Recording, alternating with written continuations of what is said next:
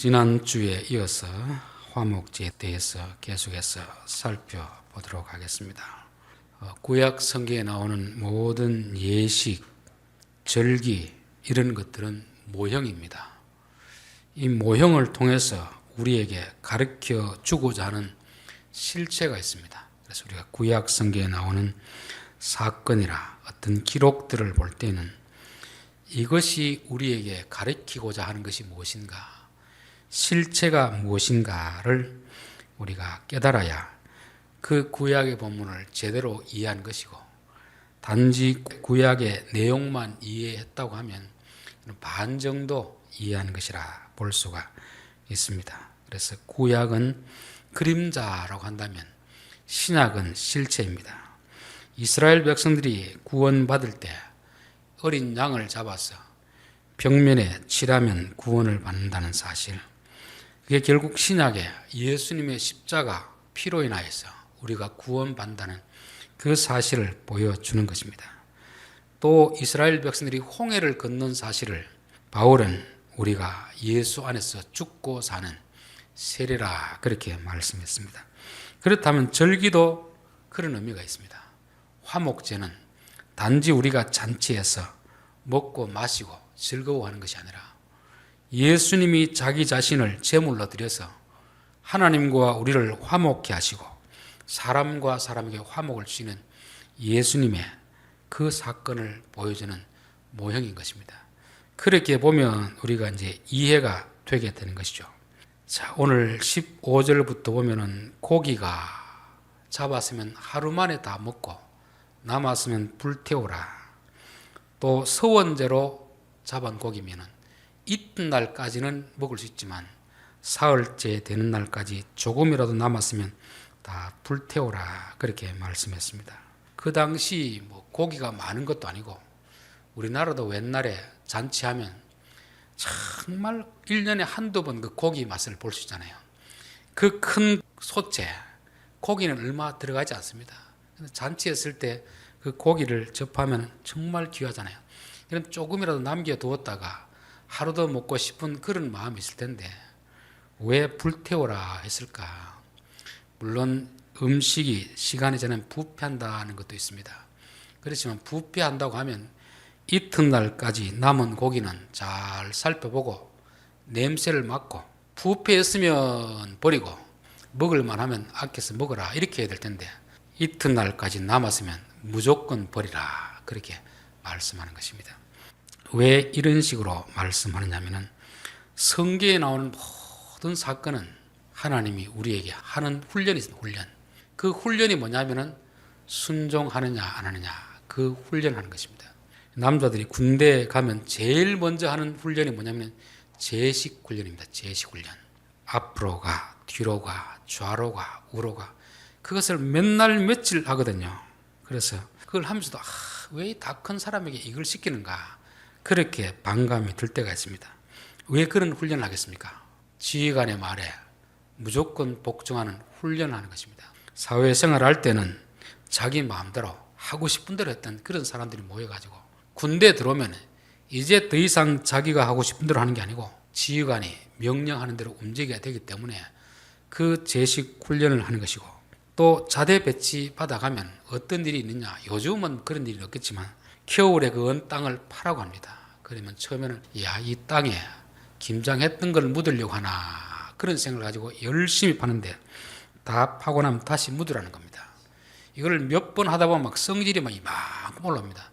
도대체 똥개 훈련시키는 것도 아니고 이 겨울에 왜 이런 걸 시키나 싶은데 왜 이런 일을 시키겠습니까? 말이 안 되는 그런 명령을 하더라도 무조건 들으라는 것입니다. 복종하는 훈련을 시키는 거죠. 하나님도 우리로 하여금 하나님을 믿기 전에는 자기가 왕 아닙니까? 자기 하고 싶은 대로 하는 사람을 이제 구원을 시켜놓고 너희들은 이제 내가 하는 말을 들으라. 그걸 하기 위해서 우리에게 명령을 하는 것입니다. 방주를 지을 때도 치수와 규격, 재료 다 말씀해 줬습니다. 너가 짓고 싶은 대로 한번 멋있게 지어보라 이렇게 하지 않습니다. 하나님이 말씀하시는 그대로 지어야 됩니다. 그래서 방주를 다 짓고 났을 때 야, 잘 지었다 이렇게 하지 않습니다. 하나님이 명령하신 대로 되었는지 안 되었는지 그걸 보는 것입니다. 성막을 지을 때도 마찬가지입니다. 일일이 치수, 재료를 다 말씀해 주는 것입니다.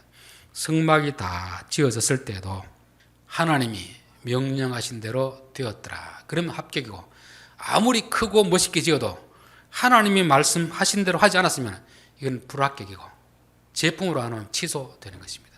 그래서 우리 마태복음 7장 산상수훈의 결론은 뭡니까? 내가 너희에게 이르는 대로 그렇게 신앙생활한 사람들은 오케이, 합격이고, 내가 시킨 대로 하지 않고 네 마음대로 한 것은 불합격이라는 것입니다. 그 불합격인 걸 알려주기 위해서 하나님이 풍랑을 일으키고 바람을 불고 우리의 삶에서 여러 가지 고난과 환난을 통과하기 위해서 집이 다 무너지는 것을 경험하게 하는 것입니다. 신앙생활은 내가 하고 싶은 대로 하는 게 아니고 하나님이 시킨 대로 하는 것입니다. 그게 지혜로운 자이고, 야, 내가 생각할 때 이게 아닌 것 같은데, 그렇게 하면 어리석은 자입니다. 하나님이 방주의 규격, 높이 이것을 다 했을 때 노아는 그런 생각을 할 수 있겠죠. 이거 왜 이리 높이 하는가? 왜 이리 길게 하는가? 이게 좀 안 맞는 것 같다. 그렇게 해서 자기 사이즈를 조절하면 안 됩니다. 하나님이 왜 그렇게 하라고 했는지 이해는 되지 않더라도 순종해야 됩니다. 순종하고 보니까 어떤 일이 생겼습니까? 오늘날 배를 만드는 전문 기술자들이 풍랑이 있는 바다에서 파도가 칠 때서 가장 보건성이 좋고 안전한 그 비율이 노아의 방주의 비율입니다. 가로, 세로, 높이가 이 비율이 그것이 가장 안전하도록 되어 있다는 것입니다. 그러니까 우리는 하나님이 하신 말씀을 이해가 안 되더라도 그냥 순종하는 것입니다. 이해되고 순종하려고 하면은 순종할 게 없습니다. 이해가 안 되더라도 그분을 믿고 순종하면 아하, 왜 그렇게 하라고 했는가 이해가 되는 것이죠. 여기도 마찬가지입니다. 잔치하는데 음식 먹는데 뭐 조금 남았으면 다음에 먹을 수도 있지. 그 귀한 고기를 왜 버리라고 하는가? 우리는 다 이해할 수 없더라도 하나님이 그렇게 하라고 하면은 해야 되는 것을 말씀하고 있습니다. 왜냐하면 하나님이 순종을 테스트하기 때문에 그렇습니다. 하나님이 사울 왕에게 아말렉을 진멸하라. 어린아이로부터 나이 든 사람까지 또 모든 가축들 다 죽이라고 했습니다. 그런데 사람은 죽였는데 가축을 보니까 살이 찌고 아주 통실통실한 걸 보니까 좀 아까운 생각이 들었습니다. 요거 하나님께 드리면 좋겠는데 그렇게 생각하고 다 안 죽였습니다. 그래서 사무엘이 와서 왕이시여 왜 하나님 말씀을 안 듣습니까? 하나님은 다 죽이라고 했는데 왜 남겨놓았습니까? 그러니까 이 사무엘 선생님 보십시오. 이게 얼마나 좀 통실통실하게 살이 쪘는데 요거 하나님 드리면 얼마나 좋아하겠습니까? 그럴 때 사무엘이 한 말이 있습니다. 순종이 제사보다 낫고 듣는 것이 수양의 기름보다 나은 것이 아니냐. 하나님이 지금 그거 받으려고 하는 게 아니지 않느냐. 순종하는지 안 하는지 그거 테스트 하려고 하는데 너는 하나님 말씀을 순종하지 않고 좋은 것을 갖다 드리면 하나님이 좋아할 것이라 생각하는데 하나님은 그런 기름, 고기 한 트럭 갖다 줘도 불순종하는 것은 듣지 않는다는 것입니다. 비록 안 드리더라도 순종하는 것을 좋아하신다는 것입니다. 저는 성경을 보면서 이게 자식이 부모에게 효도하는 비결이 뭘까? 여기서 비결을 알았습니다. 부모에게 아무리 좋은 음식을 사드리고 좋은 옷을 입혀드리고 여행을 보내드려도 부모님이 하시는 말씀을 안 들으면 그는 불효입니다. 불효. 비록 그런 것을 못하더라도 부모님이 어떤 말씀을 하면 부모님 제가 따르겠습니다. 내가 이해가 되지 않더라도 부모님의 말씀에 순종하는 것이 그 어떤 것을 해드리는 것보다 진짜 효도이듯이 우리의 신앙생활도 내가 하나님 위해서 이걸 하겠습니다. 저걸 하겠습니다. 이게 아니고 그냥 하나님이 말씀하시면 그대로 순종하는 것이 이게 하나님의 뜻이라는 것입니다. 자, 이런 화목제물뿐만 아니라 성경 앞에서도 이런 훈련하는 내용이 있습니다. 출애굽기를 보겠습니다. 출애굽기 16장 4절을 보겠습니다. 그때 여호와께서 모세에게 이르시되 보라 내가 너희를 위하여 하늘에서 양식을 비같이 내리리니 백성이 나가서 일용할 것을 날마다 거둘 것이라. 이같이 하여 그들이 내 율법을 준행하나 아니하나 내가 시험하리라. 우리 같으면 일용할 양식을 원합니까? 적어도 한 달치 양식을 원합니까? 한 달치 양식을 합니다. 근데 하나님은 매일매일 줄게. 매일매일. 새벽에 나와라. 새벽에. 그리고 해가 뜨면 이건 다 녹아버리고 없어져 버린 것입니다. 그러니까 참 매일 가려면 우리도 귀찮고 하나님도 귀찮은데 이틀분 주든가 일주일분 주든가 그렇게 하는 게 서로가 좋지 않겠습니까? 그렇게 생각하는 사람도 있겠죠. 근데 주는 쪽에서 매일 준다고 하니까 나는 귀찮지 않다. 너희들은 매일 나와라. 그러니까 매일 나가는 것입니다. 근데 어떤 사람은 야 이거 뭐 굳이 하루분만 가지고 올 필요 있냐? 널려 있는 게 이게 만나인데 그래서 하루분이 아니고 이틀분, 사흘분을 가지고 왔습니다. 그래서 오늘 저녁에 오늘 하루 먹고 그 거두은 것은 어떻게 했습니까? 남겨놓은 거죠. 뭐 냉장고는 없지만 그래도 자기들 생각해서 가장 서늘한 곳에 아마 남겨두었을 것입니다. 그리고 늦잠을 푹 자는 거죠. 오늘은 안 나가도 된다 하는 것이죠. 그리고 이제 아침에 일어나 먹으려고 보니까 이게 다 부패해서 못 먹게 됐습니다. 어떻게 이런 일이 일어나는가? 하나님도 너무하지 않습니까? 아니 이틀분 거둬왔으면 그 다음날도 먹을 수 있도록 하면 좋을 텐데 그것을 다 부패해서 못 먹게 하는 것입니다. 그 다음부터는 이틀분을 가지고 올까요? 안 가지고 올까요? 가지고 오지 않습니다. 왜? 가지고 와도 다 못 먹는데 다 없어져 버리는데 그래서 이제 매일매일 귀찮아도 하나님의 뜻에 따르는 이 순종의 훈련을 하는 것입니다. 하나님이 절기를 지키라 율법을 주는 것은 다른 것이 아닙니다. 너희들이 내 말을 듣나 안 듣나 40년 이 훈련을 지켰습니다. 40년. 자 오늘 다시 레위기 7장으로 가보겠습니다. 18절 만일 그 화목제물과 고기를 셋째 날에 조금이라도 먹으면 그 제사는 기쁘게 받아들이지 않을 것이로되 드린 자에게도 예물답게 되지 못하고 도리어 가지한 것이 될 것이며 그것을 먹는 자는 그 죄를 짊어지리라. 어떤 사람이 내가 기쁜 일이 있어서 오늘 한떡 내겠습니다.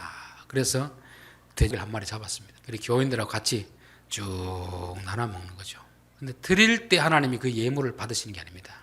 그 뒤에 절차가 하나님대로 하면은 받으시는 것입니다. 그래서 쭉 나눠가지고 교인들 다 먹고 좀 남을 것 같으면 어떻게 되죠? 남겨둬야 됩니까? 버려야 됩니까? 못 버릴 것 같으면 안 믿는 사람도 불러가지고 그날 다 먹어야 됩니다. 서원제는 이튿날까지 다 먹어야 되는 것입니다. 만약에 누군가 이거 좀 아깝다 싶어가지고 자기가 몰래 뒤로 빼놓으면 그래서 그 다음날 그걸 만약 먹게 되면 어떤 일이 벌어지느냐? 드린 자의 예물도 하나님이 받으시지 않고 가증한 제물이 되는 것이고 먹는 자도 그 죄를 담당해야 된다는 것입니다. 즉 드린 자는 정말 마음을 다해서 성도를 생각하는 마음으로 자기가 드렸는데 어떤 한두 사람이 욕심을 내가지고 그것을 몰래 뒤로 빼놓으면 그 사람 때문에 드린 자도 하나님이 기뻐하지 않는 것이고 자기도 그 죄를 짊어져야 된다는 것을 말씀하는 거잖아요. 하나님이 이 잔치를 하는 것은 한 사람을 위해서 하는 게 아니고 모든 사람을 위해서 하는 거잖아요. 이 음식을 베풀어 가지고 모든 사람이 화목하도록 했는데 몇몇 사람들의 욕심 때문에 그 죄사 자체가 완전히 불행한 것이 되고 마는 것입니다. 그리고 오늘 오전에도 그런 이야기 했잖아요. 죽은 파리가 향에 빠져서 그 비싼 향이 악취가 나게 된다는 거잖아요. 여기에서도 드리는 사람은 정말 자신의 재산을 들여가지고 어떻게 해서든지 우리 공동체가 같이 음식을 나누면서 하나 되기 위해서 드리는데 그 중에 어떤 사람이 욕심을 내가지고 그것을 숨겨놨다가 다음날 먹으면 부패해서 그 사람이 되는 거 그런 걸 떠나가지고 하나님이 그러면 드리는 사람 것도 취소 먹는 사람도 그에 상하는 벌을 받을 것이라 이렇게 됐습니다. 여기에 이제 군대에서 하는 게 이런 게 있잖아요. 훈련할 때 100사람이 다 저래도 한 사람이 틀리면 어떻게 됩니까? 100사람이 다 단체 기업을 왔습니다. 이거만큼 억울한 거 없거든요. 근데 군대는 자기 혼자 하는 게 아니고 공동체가 되어서 전쟁을 해야 되기 때문에 항상 내가 다른 사람에게 전체 맞추어 가야 됩니다. 내가 하기 싫다고 해서 안 하는 게 아니고 내가 하기 싫더라도 전체 공동체에 맞추어 가야 되는 것이 군대 생활이듯이 신앙생활도 나 혼자만 그렇게 하고 싶다고 하고 하기 싫다고 안 하는 것이 아닙니다. 나 하나의 행동을 인하여서 전체가 고생을 할 수가 있는 것입니다. 정말 좋은 의도로 했던 이 화목제가 어떤 몇몇 사람 때문에 전체가 고생을 하게 된다는 것이죠. 하나님이 여리고성을 점령할 때도 하나도 전리품 너희들 챙기지 마라.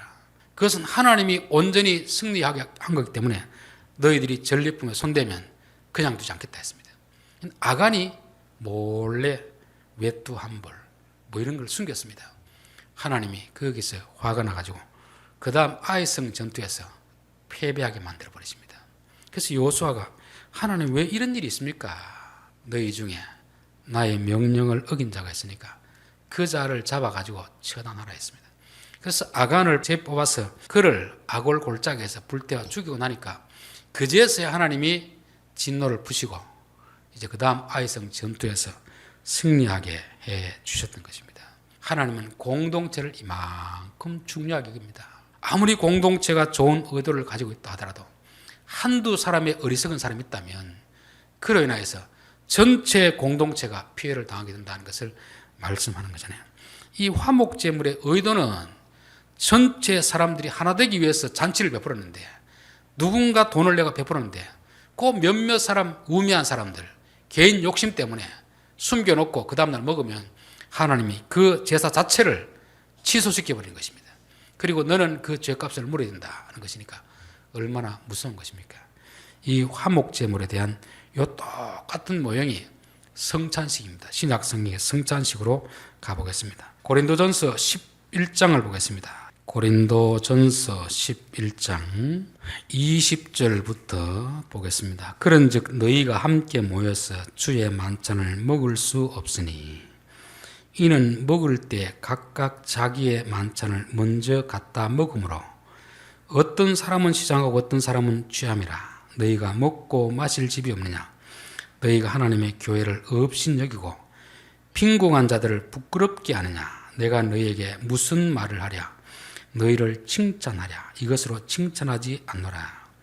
초대 교회 당시에는 매주 모일 때마다 성찬식을 했습니다. 이것을 교회에서 준비하는 게 아니고 개인들이 음식을 조금씩 가져와 가지고 예배 후에 같이 성찬식을 쭉 했습니다. 그래서 한다는 의미는 뭐겠습니까?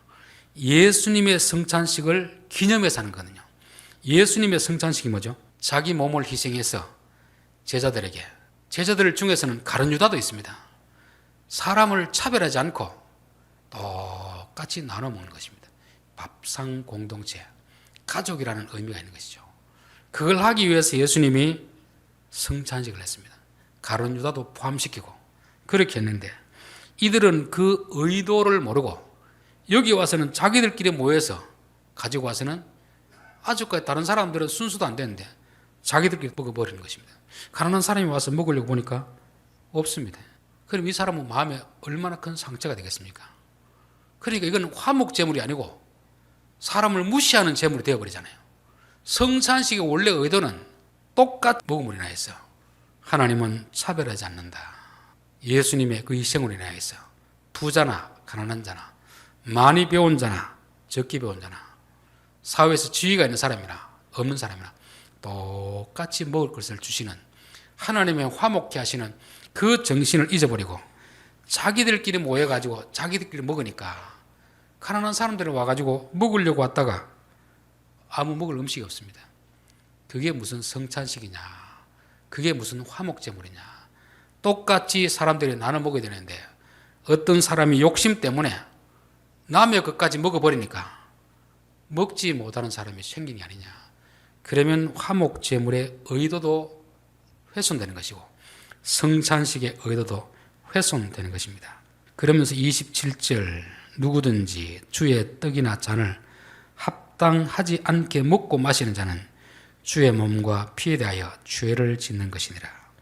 하나님이 왜 성찬식을 했는지 그 의도, 그것을 알고 그렇게 하기 위해 성찬식을 참여해야 되는데 그걸 모르고 자기 혼자만 많이 먹고 그로 인해 딴 사람이 못 먹게 된다면 합당치 않게 먹고 마시는 것이고 그것은 주의 몸과 피에 대하여 죄를 짓는 것이니라. 사람이 자기를 살피고 그 후에야 이 떡을 먹고 이 잔을 마실지니 주의 몸을 분별하지 못하고 먹고 마시는 자는 자기의 죄를 먹고 마시는 것이니라. 그러므로 너희 중에 간자와 병든 자가 많고 잠자는 자도 적지 아니하니.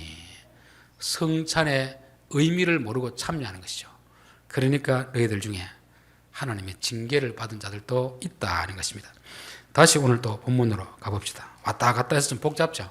성경이 신약을 보고 구약을 보고 그렇게 함으로써 모형을 통해서 실체를 보고 실체를 통해서 또 모형을 보는 그런 과정입니다. 다시 오늘 본문 레위기 7장으로 가보겠습니다. 19절 그 고기가 부정한 물건에 접촉되었으면 먹지 말고 불사를 것이라. 그 고기는 깨끗한 자만 먹을 것이니 만일 몸이 부정한 자가 여호와께 속한 화목제물의 고기를 먹으면 그 사람은 자기 백성 중에서 끊어질 것이라 되었습니다. 그 고기가 부정한 것에 접촉되었으면 그 고기는 너희들이 먹지 말라는 것입니다. 자, 어떤 사람이 식사 대접하는데 순수한 마음으로 돈을 내었으면 그 음식을 먹고 우리가 화목하게 됩니다. 그러나 그 돈에 부정이 개입되었다 싶으면 그 떡은 먹으면 안 됩니다. 요즘 이제 선거 앞두고나 뭐랍니까? 자기 찍어달라고 식사 대접하려고 하잖아요. 모르면 몰라도 알았으면 먹으면 안 됩니다. 왜냐하면 그 불순한 동기가 들어가 있거든요. 그럼 그 떡을 먹으면 나도 그 죄에 동참하게 되는 것이고 나도 부정해지기 때문에 그렇습니다. 그래서 우리는 누가 대접한다고 해서 덥석 가서 먹는 게 아니고 저 사람이 왜 무슨 동기로 대접하려고 하는가를 봐야 됩니다. 이 떡은 오늘날로 말하면 또 뭐가 되겠습니까? 말씀이잖아요. 말씀. 그렇죠. 이단들의 가르침이 부정한 가르침인 이유가 왜냐하면 차려진 음식은 좋아 보이는데 그들이 우리의 영혼을 살리기 위해서 그 떡을 내밀겠습니까? 우리를 속여가지고 이용하려고 지옥 보내려고 하겠습니까? 그 떡을 차려놓고 진리인 것처럼 포장해서 나오는데 그 뒤에는 숨겨진 의도가 있는 것입니다. 즉 부정한 떡이 되는 거죠. 그것을 먹으면 우리도 부정해지는 것입니다. 우리가 좋은 음식을 먹으면 우리의 몸이 건강해지고 부패한 음식을 먹으면 우리의 몸이 망가지듯이 가르침도 마찬가지입니다. 순수한 복음을 들으면 우리의 영혼이 성장하지만 잘못된 복음을 들으면 우리의 믿음이 퇴보가 일어나는 것입니다. 그래서 이단들의 가르침이 아주 악한 것이 바로 그것입니다. 겉보기에는 우리를 위한 것처럼 그렇게 전하는데 실제로 그 내면에는 예수님을 믿으라는 게 아니고 이단 교주를 믿으라는 것입니다. 그리고 우리로 하여금 이단 교주의 종로로 다루도록 그렇게 시키는 거죠. 그래서 그런 부정한 떡은 먹으면 안 되는 것입니다. 그리고 또 부정한 자가 거룩한 떡을 먹지 못하도록 했습니다. 저는 아무리 좋은 제도가 있어도 부정한 자가 어떤 위치에 서면 그 제도를 악용하게 되었습니다. 의로운 자가 어떤 위치에 있으면 비록 좀 부족한 제도라도 좋은 쪽으로 선용하는데 제도는 아무리 좋게 만들어놔도 부정한 자가 그 제도를 이용하면 악용할 수 있기 때문에 그렇습니다. 하나님의 떡은 예수님의 떡은 그 떡을 먹고 우리로 하여금 화목케 하도록 그 떡을 제공한 것입니다. 복음이 뭐겠습니까? 예수님이 살과 피를 들여서 우리를 구원하시기 위해서 주신 말씀이 복음이잖아요. 복음. 그러니까 우리가 그 복음의 떡을 먹고 화목해야 되는데 우리가 악한 사람 같으면 그 복음을 악용하게 되는 거잖아요. 바리새인들, 서기관들, 그들은 하나님의 말씀을 배우고 가르쳤지만 백성들을 위해서 가르친 게 아닙니다. 자기의 실력을 나타내기 위해서 또 그 말씀을 가지고 백성들을 종으로 삼으려는 이런 악한 의도가 있기 때문에 그런 자들은 먹으면 안 된다는 것입니다. 저는 우리 성도들이 모든 사람들에게 복음을 전해야 되지만 그러나 전해서는 안 될 그런 사람들이 있습니다. 마태복음 7장 6절에 보면 거룩한 것을 개에게 주지 말며 너희 진주를 돼지 앞에 던지지 말라. 그들이 그것을 발로 밟고 돌이켜 너희를 찢어 상하게 할까 염려하라. 거룩한 떡은 거룩한 자들에게 나눠주는 것이 개 같은 자들, 돼지 같은 자들에게는 주면 오히려 발로 밟고 훼손을 시키고 우리를 해치기 때문에 그런 자들에게는 주지 말라는 것입니다. 그래서 우리가 전도에 대해서도 너무 무관심한 것도 문제이지만 너무 열심히 특심이라서 받아들이지도 않는, 받아들일 생각도 없는 그런 사람들에게 전하다 보면 오히려 자기가 고난을 당하게 되는 것입니다. 그러면서 우리는 뭐라고 생각합니까? 의로 인하여 핍박을 받는다고 생각하는데 그거는 의로 인하여 핍박받는 게 아니고 무지에서 받는 핍박입니다. 하나님이 전해야 될 자, 전하지 말아야 될 자 분명히 하나님께서 우리에게 말씀해 주셨습니다. 우리가 모르기 때문에 전하지만 그들의 실체가 드러나면 더 이상 스톱해야 됩니다. 그런 자들에게는 전하지 마라. 그들 때문에 복음이 훼손된다는 거잖아요. 또 마태복음 11장 20절에 보면 예수께서 권능을 가장 많이 베푸신 고울들이 회개하지 아니하므로 그때 책망하시되, 예수님이 가장 기적을 많이 행하시고 복음을 전한 곳에서 한 사람도 회개를 하지 않았습니다. 처음에는 좀 화가 났지만 조금 생각을 해보니까 이것도 하나님 뜻이다 그렇게 생각하고, 그 밑에 보면은 예수께서 대답하여 이르시되, 천지의 주제이신 아버지여, 이것을 지혜롭고 슬기는 자들에게는 숨기시고 어린 아이들에게 나타내심을 감사하나이다. 복음은 교만한 자들에게는 들어가지 않습니다. 복음은 겸손한 자들에게만 들어가는 것입니다. 그래서 우리가 전도할 때 내가 뭐 사역리라든지 전도지를 달달 요약한다고 그건 중요하지 않습니다. 그냥 예수 믿으라 해도 겸손한 사람은 그 복음을 받아들이게 되었습니다. 아무리 논리적으로 전도지를 가지고 설교해도 교만한 자는 받아들이지 않습니다. 그래서 복음이라는 것은 겸손한 자에게, 거룩한 자들에게 전해지는 것이, 여기에 관심이 없는 교만한 자들은 하나님이 다 걸러내도록 만들었습니다. 제가 늘 관심을 가졌던 게, 예수님이 좀 로마 황제라든지 대제사장의 아들로 태어났더라면 더 많은 사람들이 예수님 믿었을 텐데, 그럼 우리가 굳이 막 전도하기 위해서 이렇게 몸부림칠 필요가 없을 텐데, 또 예수님이 마귀가 시험한 대로 돌로 떡을 만들어 가지고 가난한 사람들 다 나눠 주었더라면 더 많은 사람들이 예수를 믿었을 텐데, 성전 꼭대기에서 뛰어내렸더라면 많은 사람들이 예수님을 추종하며 따랐을 텐데 왜 그렇게 안 했을까 생각이 들었습니다. 그렇게 해서 오는 사람들은 교만한 자와 겸손한 자를 가려낼 수 없습니다. 떡을 만들지 못해도, 성전에서 뛰어내리지 못해도 복음을 듣고 오는 자들은 겸손한 자고, 그것을 보고 오는 자들은 교만한 자들이기 때문에 하나님이 이것을 걸러내기 위해서 그렇게 하신 것입니다. 그래서 화목제물의 떡은 부정한 자들은 먹어서는 안 되도록 그렇게 막으신 것입니다. 20절, 만일 몸이 부정한 자가 여호와께 속한 화목제물과 고기를 먹으면 그 사람은 자기 백성 중에서 끊어질 것이요. 21절도 마찬가지죠. 화목제물의 고기를 먹으면 그 사람도 자기 백성 중에서 끊어지리라. 야, 그거 먹는다고 해서 그거 끊어지고 이러면은 누가 감히 겁이 나서 먹겠나 의미가 있습니다. 이런 말은 농담으로 받아서는 안 됩니다. 그러나 또 그 말을 한 의중을 알아야 되겠죠. 의중, 그렇죠. 왜 이런 말씀을 하겠습니까? 하나님의 모든 말씀은 구원을 위해서 하는 말씀입니다. 하나님이 선악과 먹으면 죽는다고 했는데 선악과를 먹으면 죽겠습니까? 그것은 먹으면 죽는 것이기 때문에 먹지 말라고 한 것이겠습니까?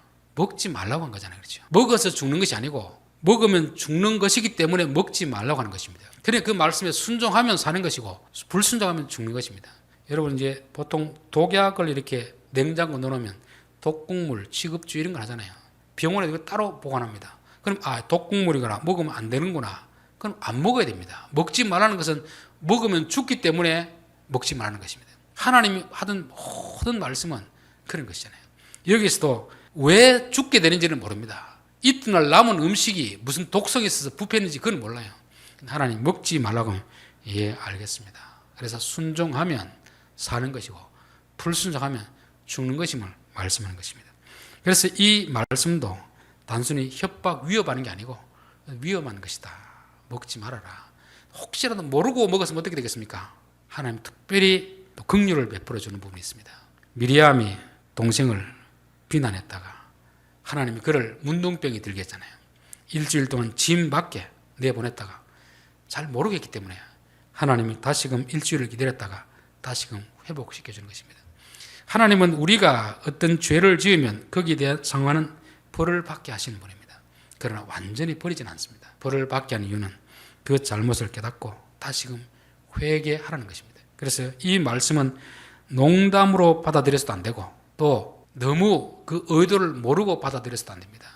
먹으면 죽지만 잘 모르고 먹었으면 회개하면 하나님 용서해 주신다는 것을 말씀하고 있습니다. 오늘은 화목제 부분에서 먹지 말라는 말씀을 살펴봤습니다. 이것은 화목제뿐만 아니고 만나를 내려주실 때도 그렇게 말씀하셨고 예수님의 성찬식에도 그렇게 말씀했습니다. 그러니까 이 모든 것들은 하나님의 말씀에 순종하느냐 하지 않느냐 그것을 우리에게 가르쳐 줍니다. 왜 먹지 말아야 되는지, 왜 먹으면 죽게 되는지 우리는 알지 못하지만 이해는 되지 않더라도 순종하면 사는 길이고 불순종하면 멸망이다 하는 것을 가르쳐 주기 위해서 이런 예식 제도를 두신 것입니다. 기도하겠습니다.